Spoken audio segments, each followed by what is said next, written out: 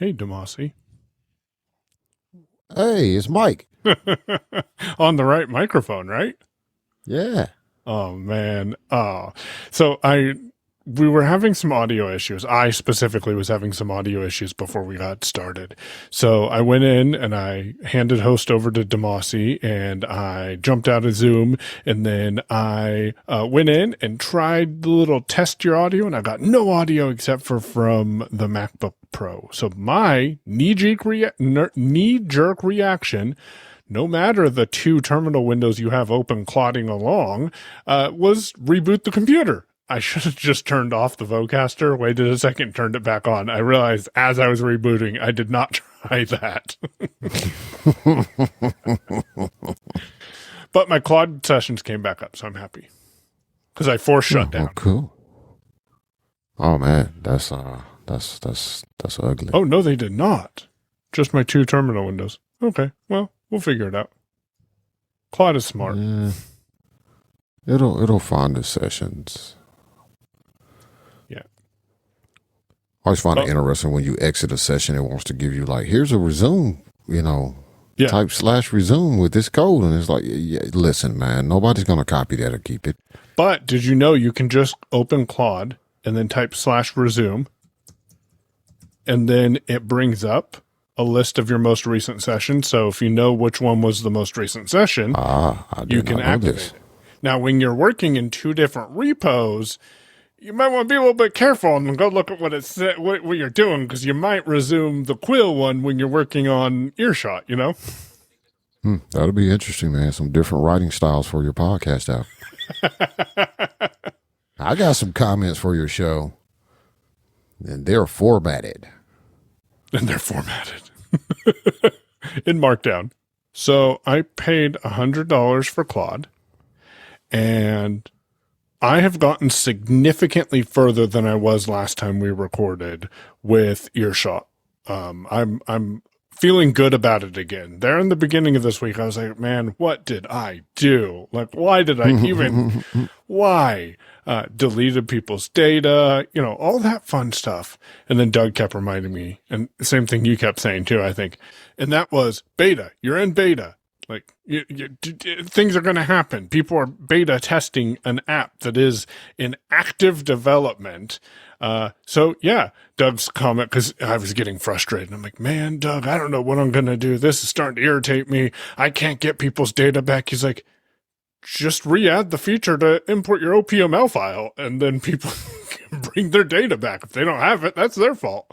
So I think you might have even said the same thing. And, so back up and running, and Earshot it's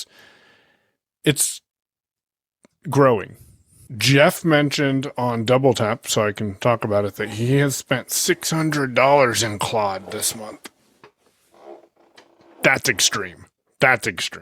Just got a nice retirement account. And he's working hard on Quill. So I wonder how much of that is, no, we had this working and this was working. And I said, do this and you've done this. What in the heck are you doing? And you don't type any of that in the Claude. You're just sitting there thinking that to yourself, like, geez, man, listen, can't we just keep going forward? Do we got to keep going down these little side roads? A good plan makes all the difference. Just saying.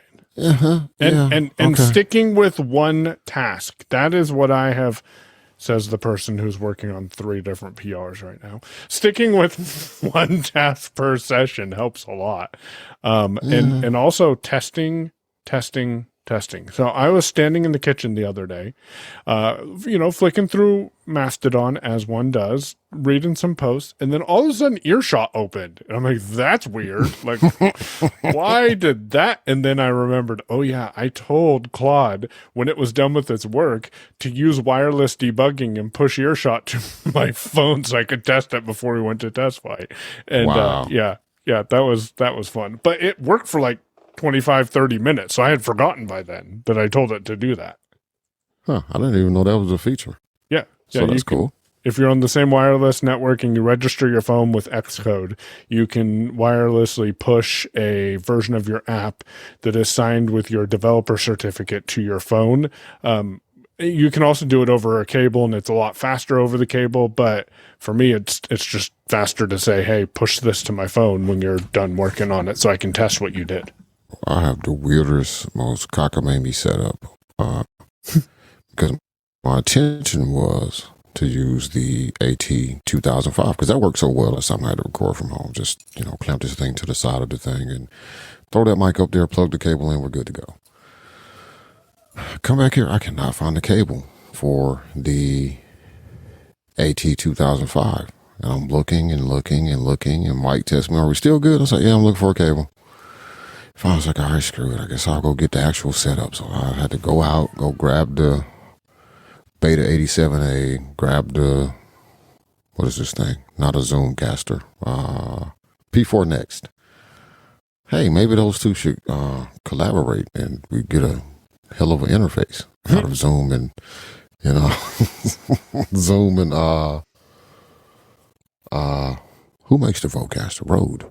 No, Focusrite. No, Focus. Yeah, that's right. Yep. Yeah, those two should collaborate and make a thing. So I'm getting all that, I'm hooking all that stuff up, and I'm like, oh man, all right, now I gotta situate this way and find this cord and do all this. And I was like, what happened to my cable? Hence, put your cables back where they belong. Is where all this is going. Where I put that cable, I have no idea. It was not where I thought it would be, which was next to the microphone. So, yeah, put your cables back where they belong. So, Mike, don't you tell me that all the time? Yeah. Follow your own advice, Damashe. So, what do you think of the new Siri? I'm going to preface this with the fact that it's still a beta. Yes. And it's also using some AI. So you expect some, slightly goofy things to happen. Overall, my experience has been great. I've had some weird stuff to happen. Like, what was the conversation? I asked it about, what was it? So Tia mentions something about the weather and some sand coming from the Sahara Desert, and it's going to make parts of the eastern United States really, really hot because it's going to create a sand bowl or something like that. I don't remember the exact details. So I'm like, that sounds like something somebody might have just made up.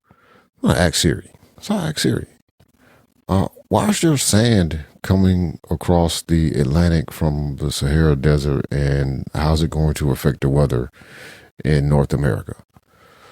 Right. And I get a pretty detailed answer, which is, it's asked, well, first she corrects me. It's not actually sand. It's very fine dust from the Sahara Desert. I'm like, whatever. So I get an answer there. And I ask a follow-up question, which in most cases when I've asked follow-up questions, they have gone as you would expect them to go in a functioning system, which is you get a follow-up answer.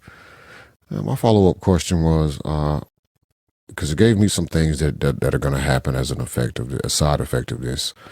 And it did not mention rising temperatures. So I asked, well, is that going to make it hotter? A thermostat is a device that I was like, oh my God.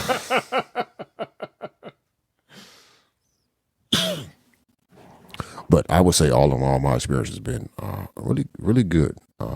I can now definitively say, partially because Siri kind of said this, and then I've also seen and spoken to a couple of developers that have also said, so we don't have third-party access to apps yet, unless there's shortcuts that you've built that make something work. But we don't have that whole look into your app the way it can look into Apple stuff yet. I would expect that to come at some point.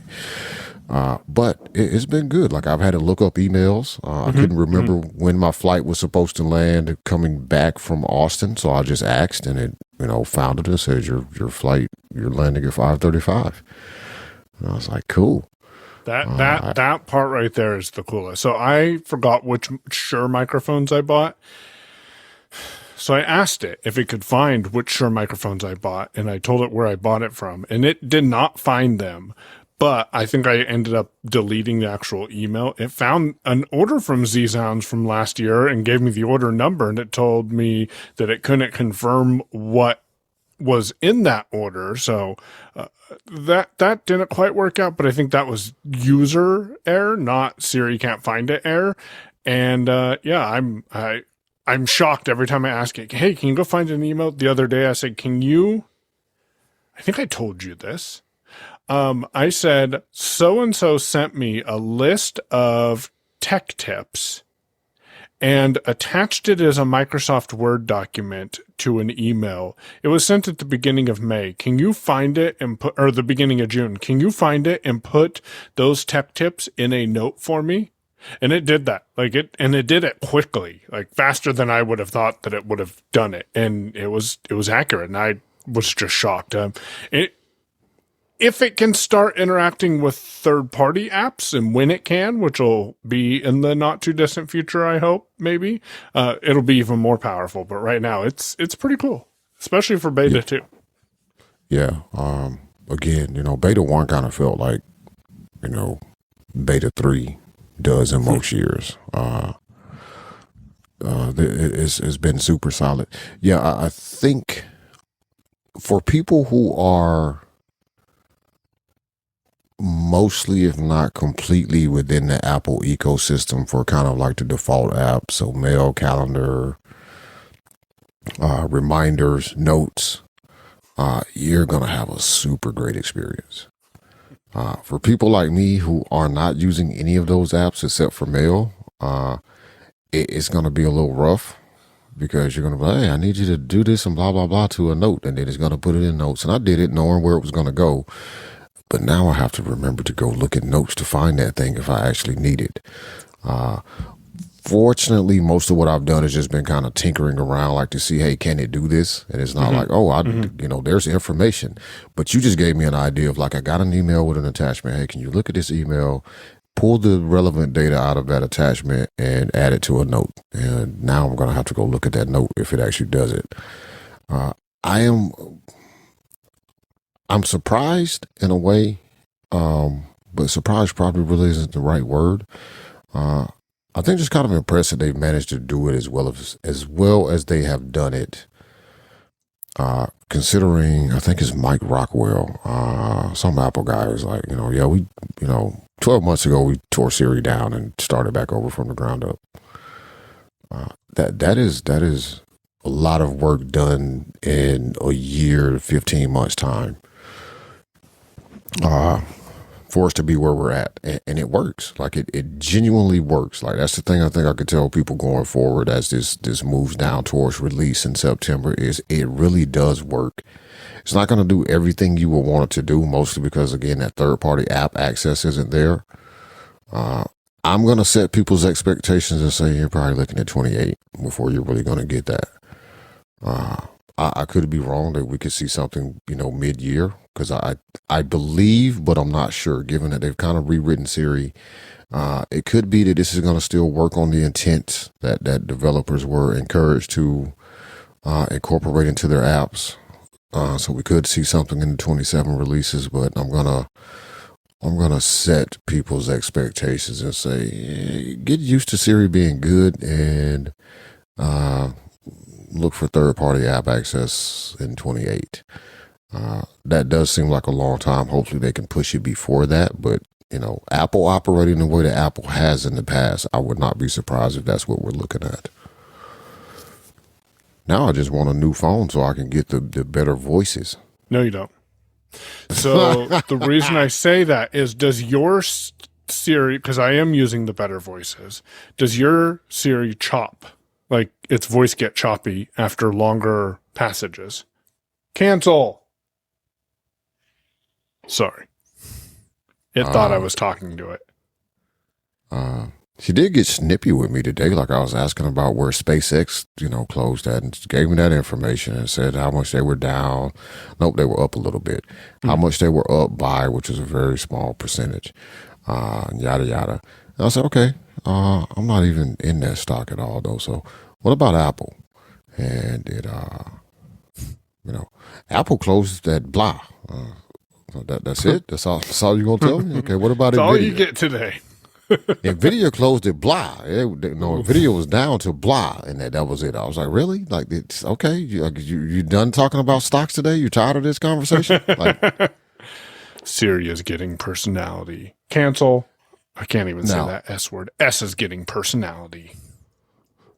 I have noticed again some of the sort of LLM-ish behaviors. So, for example, I was asking about stocks the other day, and I asked it, "Hey, can you notify me when this stock reaches this level?" I can't remember what it was, but it was kind of trending. It had been trending down, whatever it was. I was like, "Hey, can you remind, or can you let me know when this stock reaches this point?"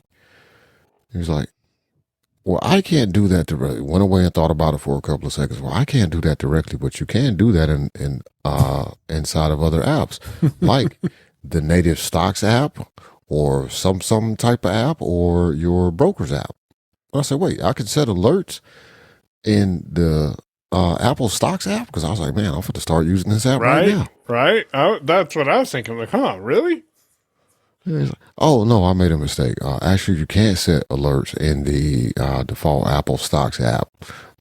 You can do it in apps like, and it gave me a couple of names of some apps that I guess are stock trackers or whatever. Or you can use your, trading company's app, which I mean, like Fidelity or now, what would have been creepy is if it would have came back and said, or you could use the Fidelity app you have on your phone right now. See, but that wouldn't have actually been creepy. I'd have been like, all right, we're getting somewhere. Yeah.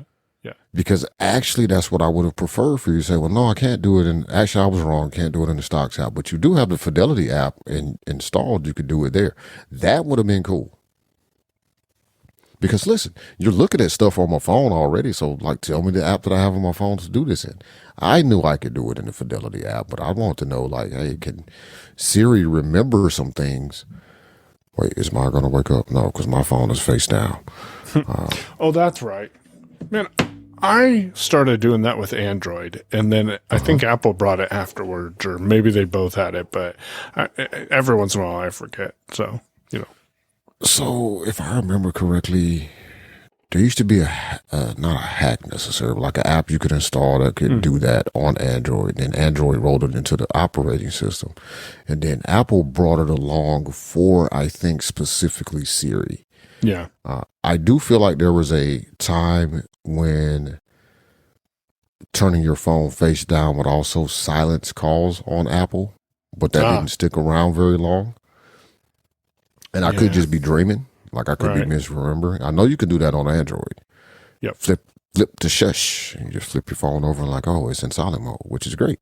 Yep, I use that all the time when I was working for Bicoastal. That way you don't forget to take your phone out of silent mode. You leave. You're like, sorry, I missed your call 2 days ago. But see, what happened was, have you played at all with generating shortcuts? No. I tried for a minute, and then what I wanted to do I don't think was natively possible, and it told me it couldn't do it, and I'm like, all right, I'm done. Like, that was fun for a second. Yeah, I think I tried it initially when getting on the beta, and quickly discovered like, oh, it doesn't see any third-party actions whatsoever. Yeah, it was rough. I had an experience today that makes Siri seem even better. Well, it was yesterday. And I said, hey, I have an event with this person in my calendar, or in my Gmail, to Gemini at bard.google.com, which, fun fact, that still takes you to Gemini. Old habits. Anyways, it said, hey, I found this event for you. I'm like, sweet, can you add it to my calendar? I'm sorry, I can't add that to your calendar right now. You'll have to do it manually. I'm like, are you sure you can't add it to my calendar? Because I'm pretty sure you can. And it's like, you're right. I've added it to your calendar. Here's the link to your calendar. I'm like, so we're still here, Gemini. Still here. I think it's going to be cool. For people not using Apple's stuff, you're going to have to do that little dance that, if you're me, you're kind of used to doing it if you care about a thing working certain ways sometimes, which is, sign into all your accounts in Apple settings. Even if you use the Gmail app, just sign into the Google app. Sign into your Google account. So your calendar and contacts and all that stuff is on the phone.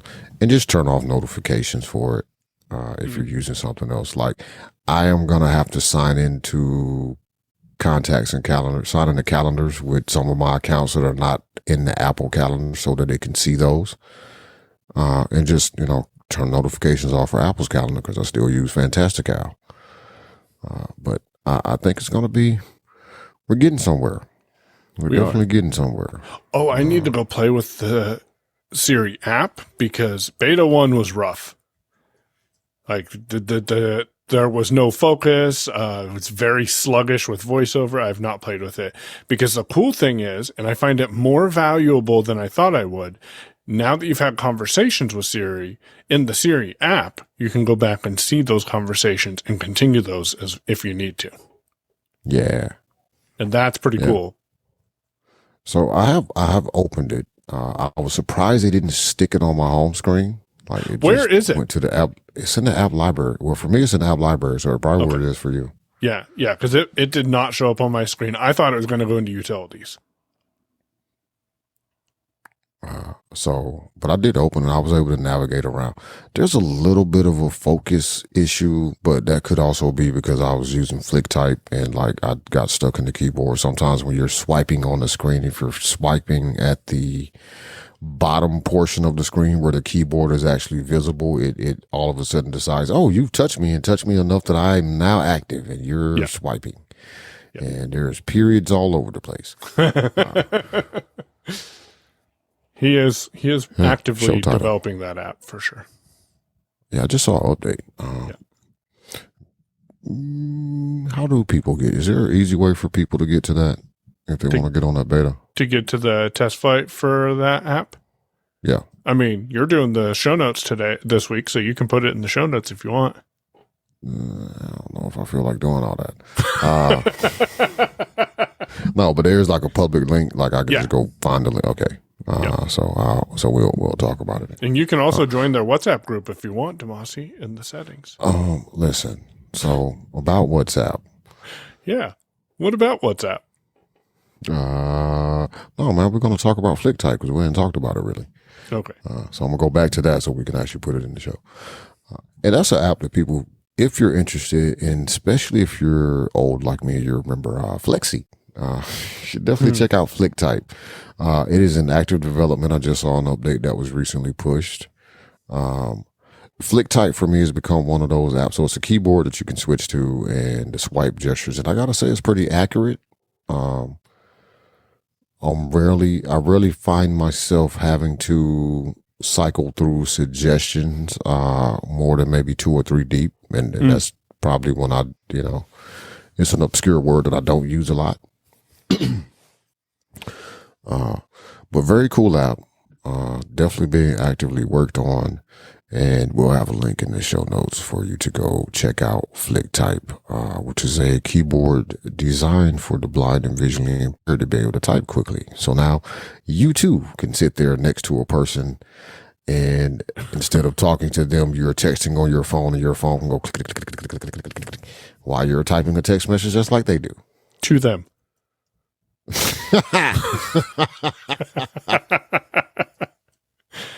I don't know if that happens as much as it used to, but that used to be a thing in the early 2010, 2011, at least in our group. People would be texting each other. It's like, why don't you just talk? Talk, come on. Right. No, it's still a thing that happens a lot with people. Which is it's not a really good thing to do because, paranoid people are like, oh, I think they're talking about me because that person keeps sending messages because I keep hearing swoop. Yes. And then that person's receiving messages because I hear ding. And it's like, oh, I think they're having a whole conversation about me. And then you hear whoop and then ding and then.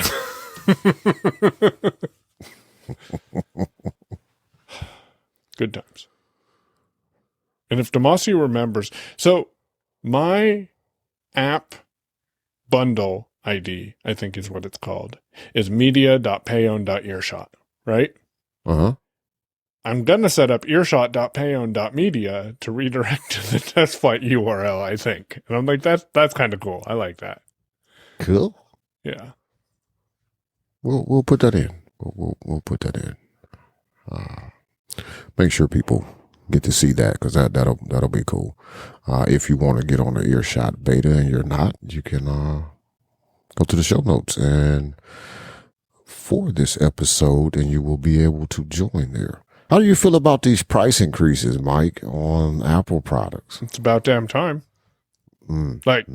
People are frustrated. Spoken like a shareholder. Listen to this guy. See, I didn't even think about that fact, but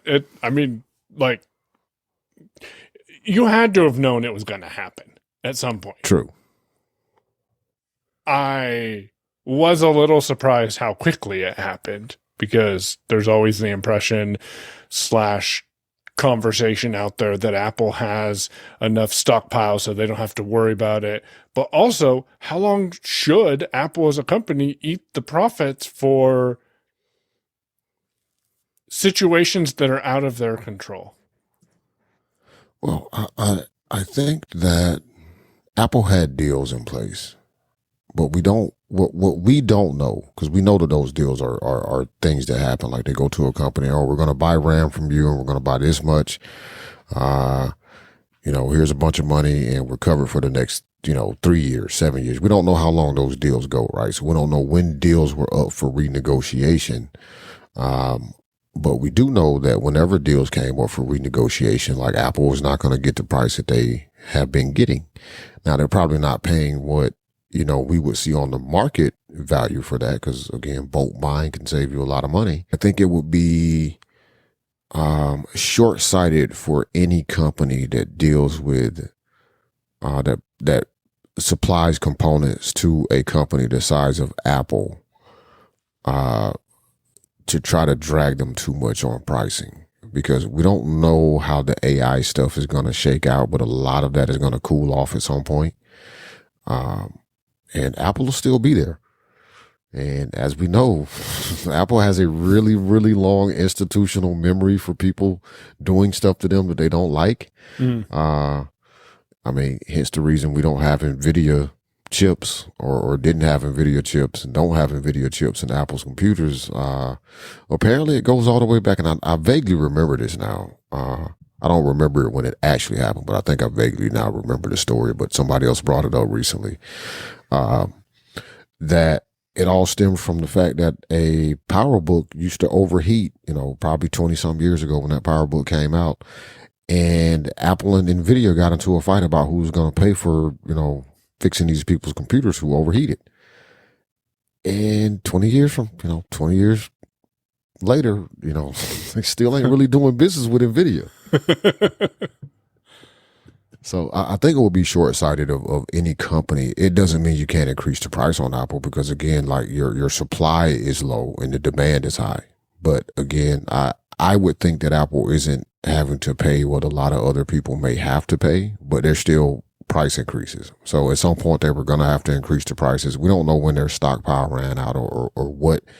We don't know what those internal deals look like, right? It could be, we're set for RAM because we know how many iPhones a year we're going to attempt to produce, versus, they maybe didn't have such lock-in for RAM for Macs and iPads, because those numbers fluctuate, more wildly. They know every year they're going to do an iPhone. So with us being on the outside, not having really any idea how those deals are structured, we couldn't say when it was going to have to move, but at some point it was going to have to move, because, whether, and frankly, whether they have a deal or not, like if a company can't produce the materials, like they just can't produce the materials any faster. So there's that issue as well. So like you said, you had to know it was coming. I guess if I was going to say I was surprised about anything by it, it was the fact that I think it was either earlier this week or end of last week, Tim Cook comes out and kind of makes a statement that, we're going to probably have to see a price increase. I've never seen he called it some kind of wave, but he's never seen supply and demand work like this in this industry, for the 30 years he's been in the business. And, Apple has done their best to shield their customers from the price increases, but that's not going to continue to be possible. And they're willing to work with companies and use their money, their financial backing, to try to help alleviate the problem for the industry as a whole. But, which basically means like, hey, we can, help fund some some factories getting built, but it still takes time. But for that statement to have been, let's say, Monday of this week, Friday last week, something like that, less than a week ago, Mm-hmm. and then here comes the price increase. Like, I would have expected to not start to see price increases until September. I would have expected them to try to keep prices, especially with what they increased it on. Like, I'd expected to try to see them keep those prices the same, at least through that early part of school shopping season, up until September. And then the iPhones come out and they're priced higher. And depending on when they're planning to ship a new Mac with new chips, maybe we start to see the price of the Pro Max increase. I'm really surprised that they actually increased the price of the Neo. Like that, I thought they would have artificially kept that price lower, but we don't know how much they were eating on it to begin with. But I was surprised to see that be a product that the price increased on. What surprised me we didn't see a price increase on was the phone. I'm not surprised by that. And I was, for two reasons. Number one, we're about to release a new phone, so that's when you want to raise your prices. Sell out some of this stock that's still sitting around from last year's releases. Like, maybe you get some of that to move because people panic buy, or they get impatient and want the new Siri voices, and they're like, "Oh, well, I'll just go buy a 17 Air right now, and then I'll have these voices and I can do things." And then when the phones come out in September, we see a price increase. I think those phones are close enough to end of life, but end of time, that leaving them where they're at now, what we may not see is a price decrease on those devices come September. Like you would in the past. Like you would in past years, yeah, because now it'll be the older phones. So when the 18 comes out, typically you would see the 17 Pro or whatever phones they kept around drop a little bit in price. We may not see that happen this year, but I'm not surprised they didn't raise the prices of those particular devices. And honestly, again, like Apple's business deals with RAM manufacturers and storage manufacturers could be more targeted at the components they need for the iPhone. I mean, there's probably some residuals that spill over to Mac and iPad possibly, but it could really be specifically targeted at iPhone sales. Because again, that's the one product we know every year Apple's gonna ship. They can go a whole 2 years and not update a Mac or iPad, right? They've done it. Yeah. There's never been a year where they did not ship an iPhone. So it legitimately could be, even though, yeah, maybe they got some nice deals in with, SK Hynix for RAM, or Samsung for storage. That's really targeting those specific components they need for their phones. And, maybe there's a little side deals that kind of happen. And I say side deal, kind of like, oh, well, you're already spending, $2 billion a year with us for RAM for the iPhone. So we'll give you a slight discount on the RAM for your MacBook Pros and your iPads. We'll give you a slight discount for the storage on your iPads, we got some extra 2 terabyte, modules. So we'll give you a discount on them, and now you can sell a 2 terabyte iPad. Things like that could be happening, but those aren't fixed deals where maybe the iPhone storage and RAM components are more fixed deals. We don't know, because Apple ain't never going to tell you. But I think we can make a very good guess depending on how much of a price increase, if we see a price increase at all, going into September when the new phones are released. So how does this make you feel? Because I should have thought about it, but I did not. I heard today, and you may have known this, that the MacBook Neo with Touch ID is available as a refurbished device. It's now $679, was $799. $799 is the new price, $679 is the refurb price. So ultimately, you're really only saving, what, $20 from what it was last week? What it was when it... Well, if I can say anything, I'm not surprised by the price. And honestly, even last week, a refurb still might have been $679. I mean, have you looked at Apple's refurb prices? They're not always the best price. Yeah. True that. There are times where I have priced computers and I could buy a brand new computer with, these particular specs from, say, Amazon or B&H Photo for roughly around the same cost, maybe a little bit more than what Apple would sell me a similarly configured computer through the Refurb store. So I wouldn't be surprised if 2 weeks ago a Refurb MacBook Neo with Touch ID was $679.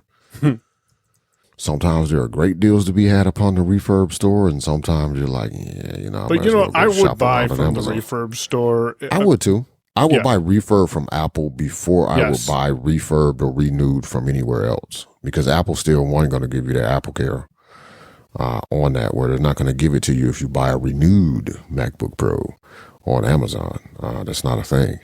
Oh man, I'm multitasking and I'm filling out a shipping label on Pirate Ship, and I almost put 15 pounds instead of 0 pounds, 15.9 ounces. Like, well, that would have been a big difference in pricing. Man, that would have really changed the price of your shipping, man. Good times, good times. I'm going to actually put this at 1.5 pounds because I'd rather overpay than... Yeah, I do that too. I'd rather overpay a little bit than underpay and then have a surprise charge hit me and be like, wait, I wasn't prepared for that. Right. Why Apple? I mean, not Apple, Pirate Ship. What's a pirate's favorite cookie? Chips Ahoy. I wonder if they had to pay someone for that. or not, or if someone is paying them for that. Ooh, that would be the smart move, Pirate Ship. By the way, if you're not using Pirate Ship, you really should check it out. It is awesome. I am very appreciative of Pirate Ship. Yeah. How did we get to Pirate Ship? How do we find Pirate Ship? Doug, how do we find any cool thing? Yeah, me and Mike thought we were being clever. We were talking about orange melon, and Doug's like, "Oh, you really should try Pirate Ship." Yeah. Like, oh yeah. So, definitely use Pirate Ship. I've told several people about Pirate Ship because it's the cheapest way. First off, it doesn't cost you any money to have the account. Yep. You're only paying when you're actually paying for a label. Their rates are significantly discounted, like stupid cheap sometimes, to the point I'm like, man, like I feel like I might have got away with something. And if you're in the business or looking at getting into the business, or even, sometimes randomly like me, selling stuff on eBay, I'm not sure what other systems it connects to, but I know it definitely connects to eBay. So I can just import eBay orders. It'll just pull in all the information I need, make the label, and I pay for it, and then, print the label and ship it, which is cool, because then I don't have to pay eBay shipping rates, which are not as cheap as Pirate Ship. And fun fact, you can go back and look at your past shipments if you need a tracking number, because you forgot to put your stuff in, Parcel. Yeah. The tracking app. Man, so listen, why is delivery still around when they said they were going away? I didn't remember that they were going away, but yeah. At some point they were supposed to be going away. That was my first parcel tracking app. Deliveries? Yeah. Yep, mine too. Do you have any technology that you're looking forward to this summer? I am being presented with a pair of the EchoVision smart glasses. I did not pay for them. The Agera company is sending them to me, and I am intrigued to directly compare them against the Meta Ray-Bans and what that experience is like. I know I have been asked by several people what the difference is, and without actually having that experience, because testing things in convention is totally different than testing real life things. And so I'm interested to see how this goes, and want to thank Giga for this opportunity, but also want to be transparent with listeners and let them know that they're sending them to me. I did not buy them. But when I told Damashe about this today, he's like, why come I didn't get mine? Because I put down some money, and you could have just sent me a pair to test them out too, is what I actually said, a Giga. But I said something else too. What did I say, Mike? That I'll be the deciding factor if you actually buy them. Oh, yeah. I did say that. And because here's the thing, right? Like, I've spent money, as people know, because I've talked about it on the show. I bought these Oakley the Oakley Vanguards, right? Which you haven't heard me talk about in a while on the show. The reason I haven't talked about it is because I don't really use them.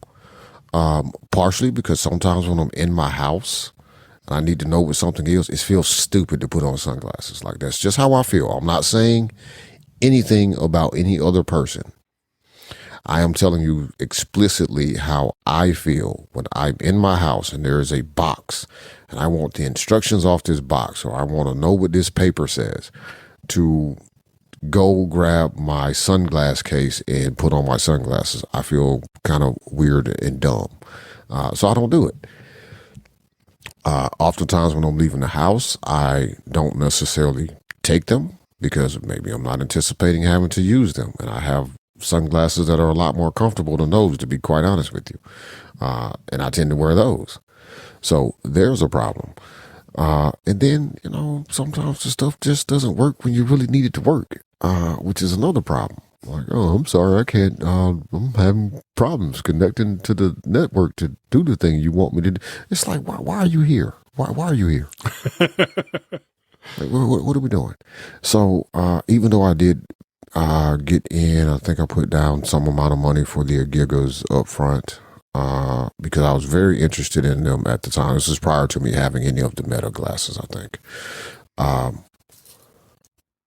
What I've seen in person, I haven't been impressed enough to go ahead and just spend the rest of the money to buy them. What I've heard in demos on other podcasts seems impressive, but whether it's their fault or not, I'm just gonna make it easy for people to recognize what I'm talking about. Apple 2024 WWDC. That's all I gotta say, right? And that's not a Giga's fault that Apple's but that's not the only time that people have demoed products that didn't functionally do what you showed me them doing in a demo. And it's a ton of money to spend, and I don't need another pair of. Glasses just sitting there. Thank you. Because I was going to be real snobbish and like, it probably ain't going to be that clean, that stylish anyway. And it's not like geez, we don't spend $350 on some glasses, man. They should, have some nice platinum frames or something. Anyway, so I have not pulled the trigger on them. Mike's experience is going to dictate, because one, I know Mike's going to do a lot of the same things that I would do. Two, I could just call Mike and be like, Mike, try this. Yeah. What about that? Does this work? And then Mike is going to be honest with me about how they work. Does it mean that I don't think they'll ever work? No, it's just, I don't need another thing that's kind of still in beta that I have spent a ton of money for. And that's how I feel like right now with the Vanguards. Now, here's the thing. If a Giga would have shipped initially, I think when they were planning to ship, I probably would have a Gigas and not have Vanguards. Yep. What changed the whole science on that is a Giga had to push back their date, which again, the last time that I personally was able to test them, I'm like, yep, good choice. Good decision. And I always said like, hey, I want some wraparound glasses because I prefer wraparound frames. I was like, oh, Oakley. Yeah, we'll try those out. And the camera's in the middle. This is going to be great. And they're kind of sort of great, but they're also kind of sort of not the most comfortable thing in the world. And they kind of sort of don't work all the time. And as far as I know, they still ain't shipping the frames. And I got to tell you, I really don't like the lenses I had to get, but I wanted black frames, but I got gold lenses, and like that's slightly annoying to me. Feels a little too flashy for my particular personality. They were supposed to be shipping black lenses at some point that you could buy. They're supposed to be shipping lenses that you could buy separately and swap out. And I was like, all right, well, I'll do that. And as far as I know, they're not doing that yet. So, here am I here with these stupid gold glasses, and I'm like, hey, Meta, what does this sign say? And it's like, I don't see a sign. What? So, yeah. Shout out to a Giga. Thanks for sending Mike some glasses. He's probably a much better person to talk about them than me because, listen, I'm going to go do the 7 things that I want to do with them. If it don't work, I'm going to trash her and then move on because you ain't got time for that. Mike's much more patient. And you know what? Mallory's going to tell me those make you look stupid if they do. Like, she'll be straight up with me. Yeah.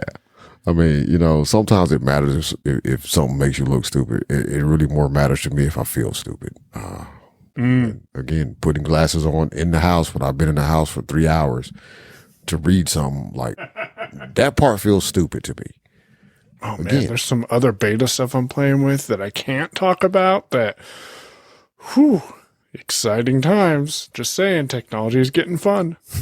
Yeah, technology is getting fun, but, stuff is also taking too long. It is. It is. Basically, stop vibe coding stuff that you're trying to sell me, people. That's not me talking to Mike. That's me having some feelings about some things that are going on. I can't really say what I'm looking forward to, man. I'm looking forward to things settling down. And when I say settling down, I don't mean for us to stop making progress, but like, we're kind of in a very weird upheaval, and I don't like the upheaval. I'm cool with the change and the rapid pace of updates and things of that nature. What I don't like is 1 minute the government is like, yeah, full speed ahead on AI because we got to beat everybody. And then now the government's like, no, we got to put a stop to this AI because it's getting too powerful and we're not going to let you do this anymore. And I want Fable back because it looked like it was going to be really great, and I don't have it.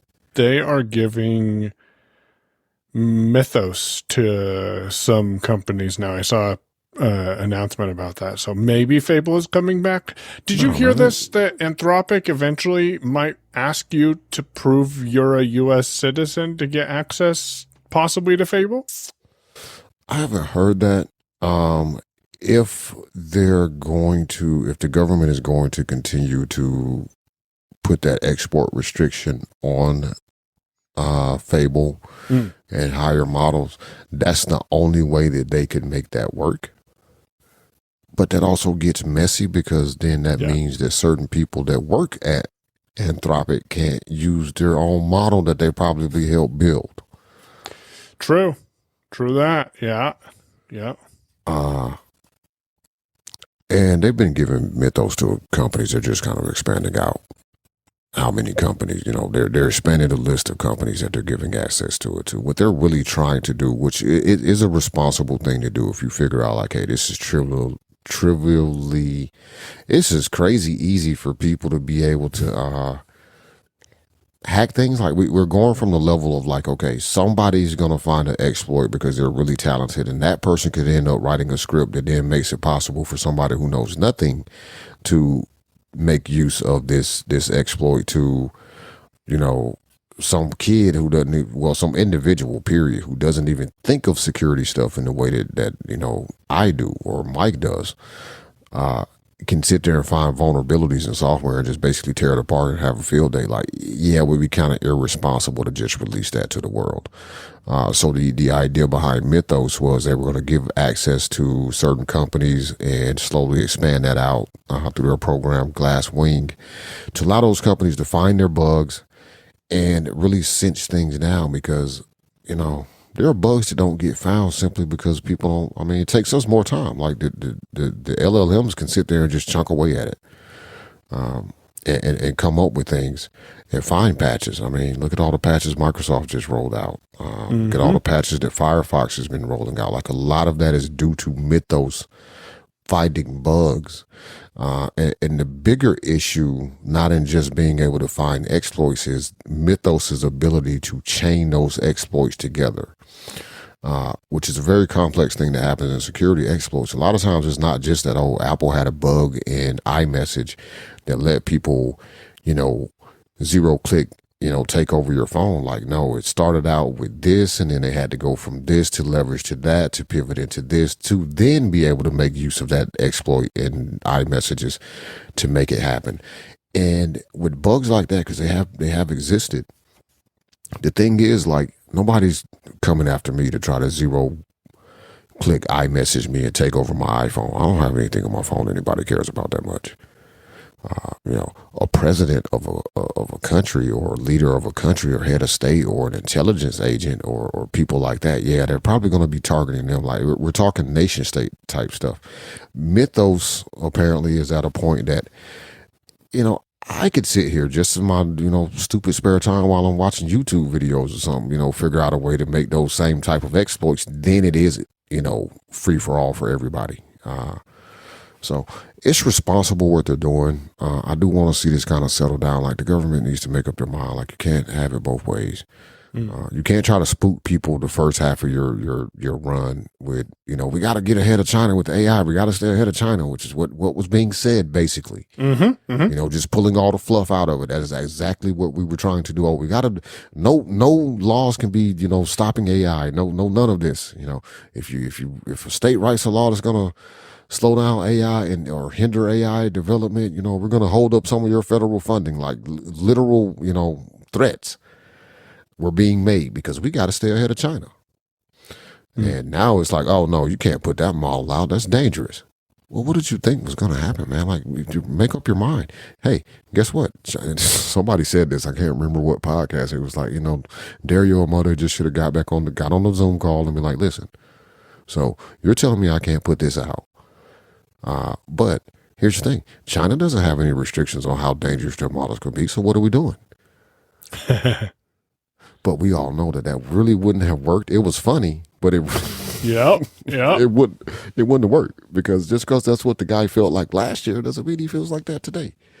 He could have felt like that yesterday. Doesn't mean he feel like that today. I'm really looking forward to where we go with some of the tech that is out here, though. Like, more stuff is happening. I'm curious what other devices people are going to come up with besides glasses. Like, I don't feel like glasses are the end-all, be-all solution. We've had that conversation a few times for sure. We've had that conversation a couple of times. And the more I go back and think about that conversation, the more I think it was the right conversation to have. You need our conversation, and we'll leave it here, but our conversation basically came down, and I don't remember if this was on the show or off the show. It was like, listen, everybody's trying to figure out how to make the glasses be a standalone thing, yada, yada, yada. Apple still ain't made the Apple Watch completely standalone. But you need a device to do the compute, whether it's on-device models being ran or on-device orchestrator figuring out what can be done locally, what needs to go to the cloud, how to respond, et cetera, et cetera. You need a device that can handle that compute.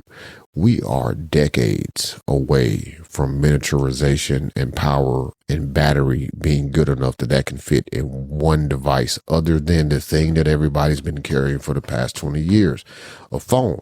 Now, doesn't have to be a phone, but you need a device to be the compute.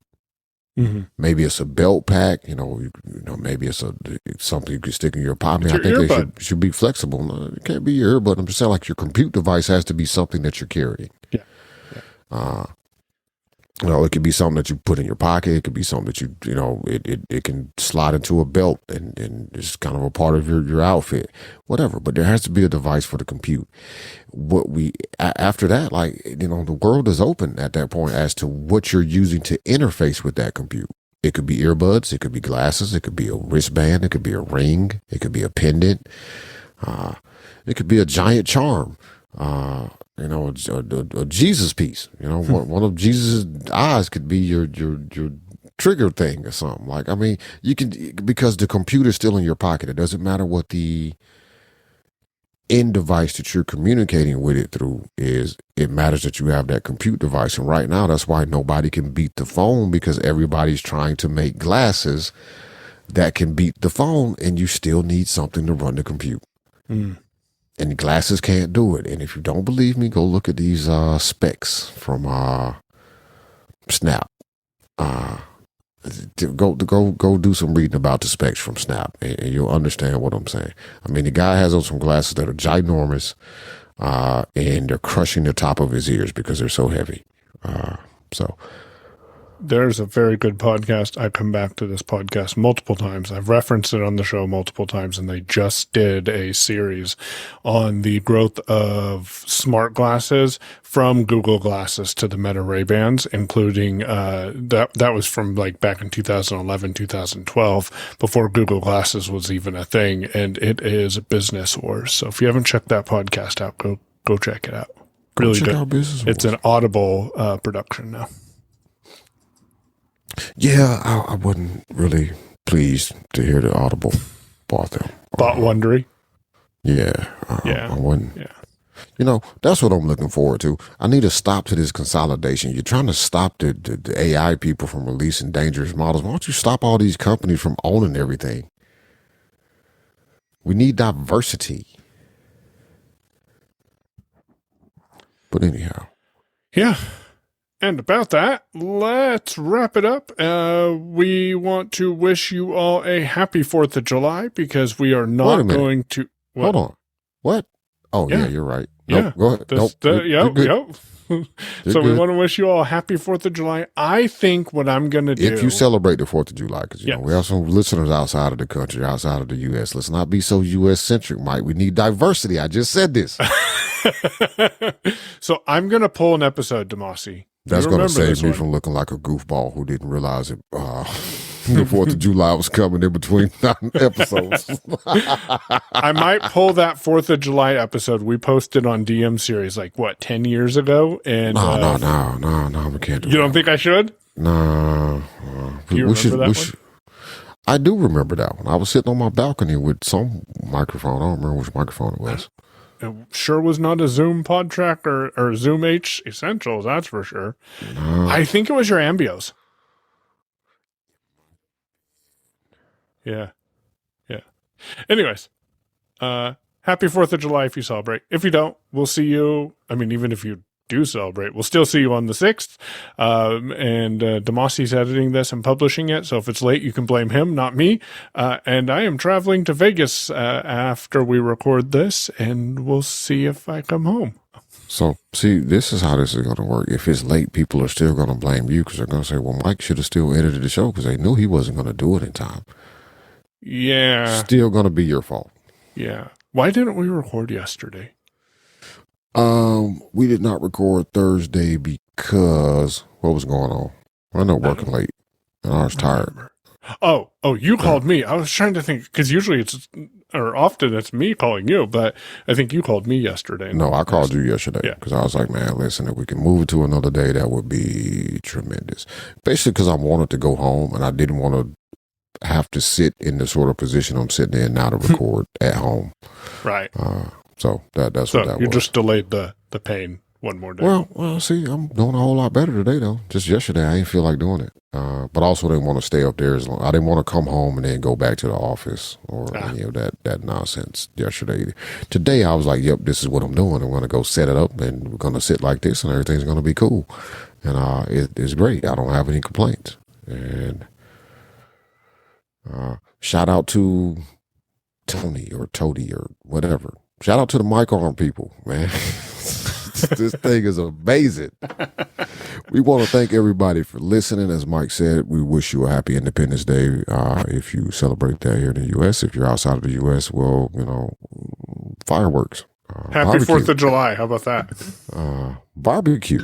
Ooh, yes. Got to find some barbecue. Unless you're in South Africa where it's winter. That doesn't mean you can't barbecue. True. You can still barbecue in the winter. I barbecue in the winter. Do you? When was the last time you barbecued in the winter? I mean, when I used to, I ain't barbecued in a long time, but I would barbecue in the winter. Like this is a thing. Yes. We don't care, man. Listen, this is why we do barbecue, right? This is really why we do barbecue, because it's slow cooking the meat. You go out there, you get everything set up, you got the fire going right, you put the meat on there, it's smoking. It's slow cooking. You can go in the house when it's cold. True. Come out, check on it every couple hours. Anyway. Use a meter. I think I might buy a Traeger. Thanks everybody for listening. We appreciate you. Shout out to our tip jar supporters. If you would like to become a tip jar supporter, and just to answer a question that somebody asked me, what does tip jar supporting do? Well, we used to give people bonus content. We're not doing that right at the moment because we're trying to figure out some other ways. Our tip jar people who are supporting us didn't seem like that was a big deal to them. Mostly you're helping to offset some of the costs for running the show. You're paying for sometimes me and Mike to try weird stuff. And, you're just supporting the show because we have expenses. I mean, this microphone wasn't cheap. You just heard Mike tell you he bought something on Z's house. He's going to have to buy another audio interface here in a second. Probably. But no, it's just supporting the show. So we appreciate if you want to support the show. You can do a one-time tip, or you can do a recurring subscription. It's up to you. You can find that information by going to technicallyworking.show and clicking on the support us link. Shout out to subscriber number 1 who is still here. Yes. Crazily enough. And shout out to the person who emailed us and asked us if we used Whisperflow, I think it was, or had mentioned it. I think we mentioned it. I saw that email, and we'll come back to that. Because I didn't read it. I didn't read it. I just saw the email, and I was kind of frantically trying to do some other stuff. I was like, oh, we got a technically working email. I should see about that. We've heard from that individual before, but thanks for reaching out. And I'll see what the email is about because I totally just cut Mike off. Mike might have knew the answer, but we are wrapping up this episode. You can follow us on Mastodon. He's Payon, Payown at dragonscave.space. I'm Damashe, Damashe at technically.social. The bot is TW at technically.social. Hashtag technically working on Mastodon because, the Fediverse still ain't federated yet. But the Federation will be televised apparently. Email us feedback at technicallyworking.show. That's where this person sent their email about Whisperflow, I think. This has been Technically Working episode number 169.